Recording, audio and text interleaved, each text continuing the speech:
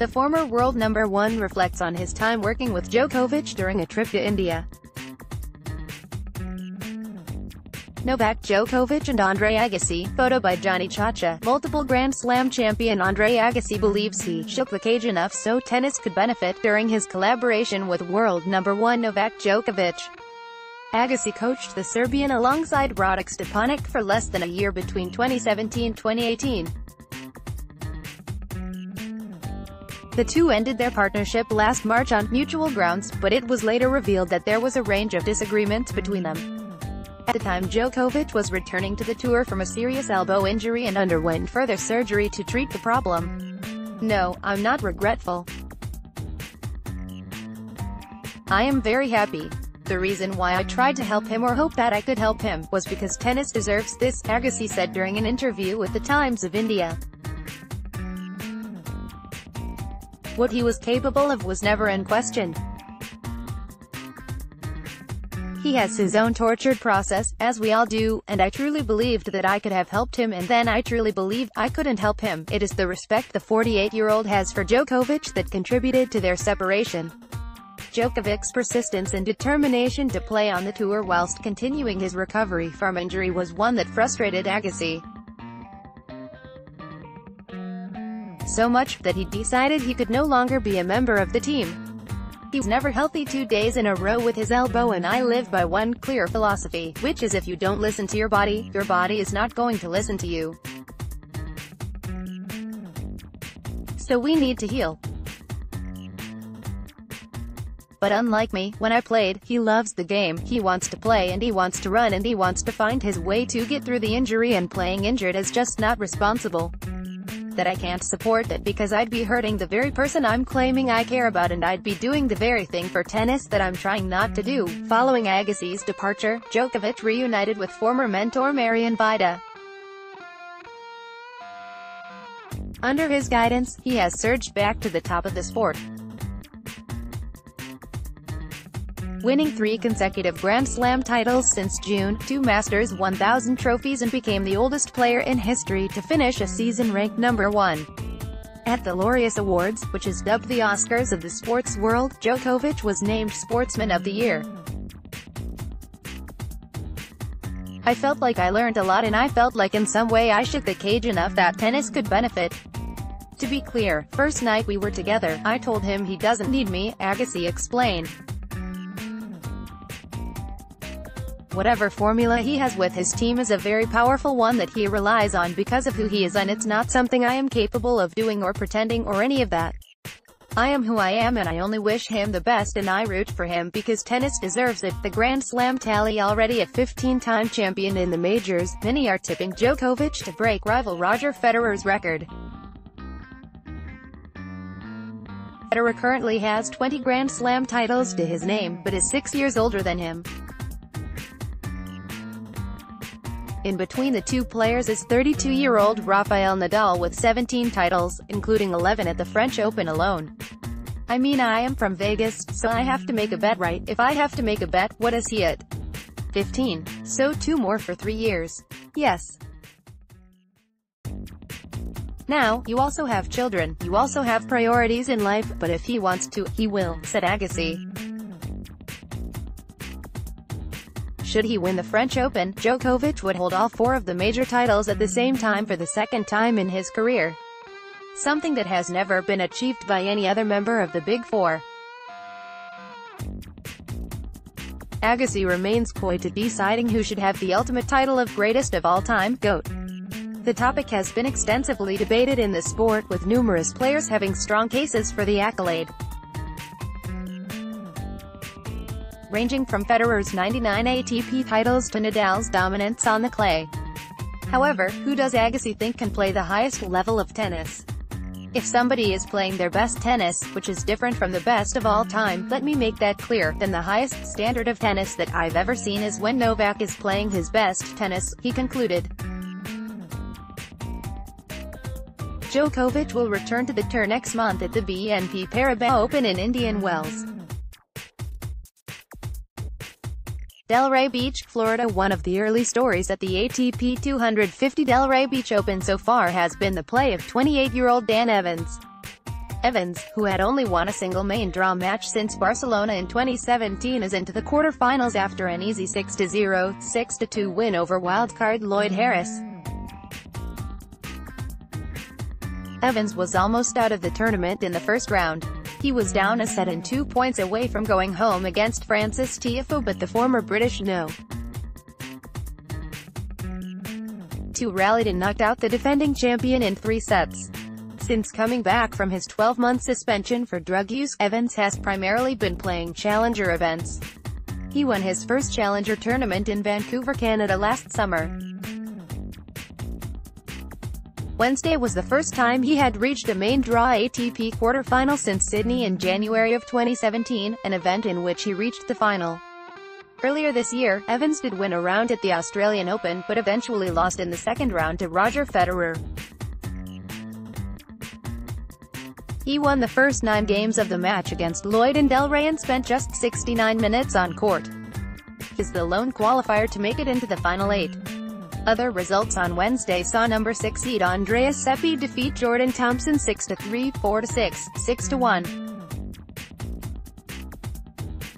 The second time the Italian took out the Australian in 2019.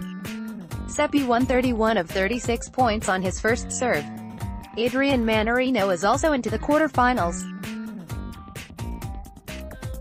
After going 0-5 to start the year, Mannarino won his second match in a row, a relatively easy 6-2, 7-6, 7-3 win over Denis Istomin. The lone singles match in the evening session saw number 2 seed John Isner reach his second straight tournament quarterfinal with a 6-4, 6-3 win over Lucas Lacko. Isner won all but 1 point on his first serve. The hard-serving American had 18 aces and won 31 of his 32 first serve points. At SportsCenter, Roger Federer will begin his clay court swing in Madrid ahead of his return to the French Open in late May. Roger Federer, at Aus Open, Twitter. Roger Federer will play the Mutua Madrid Open for the first time since 2015 after confirmation by the tournament today. The Swiss will play the tournament ahead of his return to Roland Garros in May. The confirmation was made by the tournament in a press release which confirmed that the 20-time Grand Slam champion would be playing in Spain to prepare for Roland Garros. It will be the first time since 2015 that Federer has played in Madrid and the first time since 2016 that he will play on clay. In a statement, tournament director and active player Feliciano Lopez was delighted to welcome Federer back to Madrid. Federer is one of the best players of all time, it's no secret, Lopez explained. We are happy because his return to Madrid is a gift to the tournament, but above all the fans will be able to see a unique player in the Caja Magica. Having the Swiss player back on clay with Djokovic and Nadal is going to be unmissable. The Swiss has won 3 titles in Madrid, including one of those triumphs coming on the controversial blue clay in 2012. At Mutua Madrid Open, Twitter, however, having not appeared at the last 3 editions of the tournament in Madrid, it seems as honorary president Manolo Santana is also happy about the appearance of Federer. Roger's presence in the Caja Magica will make this year's Mutua Madrid Open special, Santana explained. It doesn't matter that he's 37 because he still has that unmistakable class, the innate talent that has made him one of the best of all time. Being able to enjoy his tennis is something that no fan of the sport should miss. The last appearance in Madrid and Federer saw him lose in his first match in 2015 to Nick Kyrgios in 3 tie-break sets, with the last set ending 14-12 to the Australian. We don't know what to expect from the Swiss, but seeing Djokovic, Nadal and Federer in a clay court draw is something that hasn't happened often and will be highly anticipated. The Mutua Madrid Open starts on the 5th of May. Osaka is currently one of the most sought-after tennis players in the world, but not everything is perfect. Naomi Osaka, photo by Chrysaline Kayo, copyright at Sport Vision. Exactly 12 months ago Naomi Osaka was yet to crack the world's top 40 or win a WTA title. Now she is a 2-time Grand Slam winner, reigning Indian Wells champion and the first Asian player in history to become world number 1. It has been a sensational 12 months for the powerful hitting 21-year-old, but there continues to be the inevitable setbacks. On Tuesday, Osaka took to the court of the Dubai Tennis Championships. Taking on Kristina Mladenovic in what was her first competitive match as world number 1, she crashed out 6-3, 6-3, winning only 35% of her service points and making 25 unforced errors. According to data from the ITF, she is the first player to lose their opening match after rising to the top of the WTA rankings. "I haven't been practicing well recently. I just thought, like, it would go away during the matches. I was kind of counting on that. That didn't happen," so Osaka reflected during her press conference. "My rhythm was kind of off. But there's been times where it's been worse than now, and I managed to play well in matches. Yeah, when I say I haven't been practicing well, just like rhythm.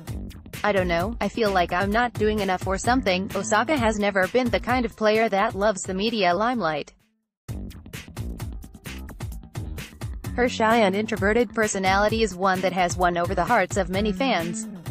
However, in recent months Osaka has become a household name, appearing on the front of numerous newspapers in Japan, signing multi-million-dollar sponsorship deals, starring in advertising campaigns and earning numerous accolades. Her most recent achievement was at the Laureus Awards, where she was named Breakthrough of the Year. With her rise in fame, Osaka also faces more scrutiny in her decisions, something she was reminded of last week when she ended her collaboration with coach Sasha Bajin.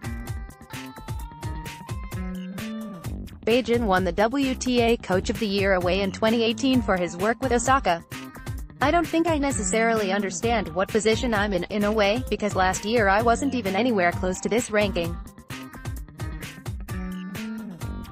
People didn't pay attention to me.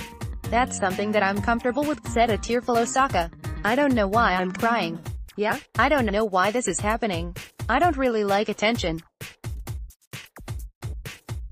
It's been a little tough," she added. The highs and lows. Despite her successes on the court, it has not immune the Australian Open champion from online trolls. Shortly after her loss to Mladenovic, Osaka received a series of abusive messages on social media. In her Instagram story, she wrote that she was used to getting insulting comments online. Like other players in the past, Osaka is not afraid to admit that her position as the best-ranked player in the world is daunting, both mentally and physically. Although she has bounced back from nightmare matches before. Earlier this year, she said she had the worst attitude during her loss at the Brisbane International, before going on to win the Australian Open title. She also lost in the first round of 2 consecutive tournaments heading into the US Open, where she claimed her maiden major title. I mean, the Australian Open was not even a month ago. This was just one match. I feel like even if I don't win any matches for the rest of the year, I wouldn't say I'm concerned. I think I'm pretty young. I still feel like I have a lot to learn," she said. "For me, that's sort of my biggest thing after this match. I think I play well after I lose a sort of bad match. I'm just looking forward to the next tournament." Despite her setback on the court, Osaka maintains her world number 1 ranking heading into the BNP Paribas Open, Indian Wells. She is hoping her latest loss will make her stronger as a player. "For sure there's no one that really thinks losing is fun. But for me, I've always been taught that when you lose, you learn more than when you win. I try to take that as really important advice because I think it is true." WTAtennis.com quoted Osaka as saying during her interview with Japanese media. Osaka is currently down, but is certainly not out.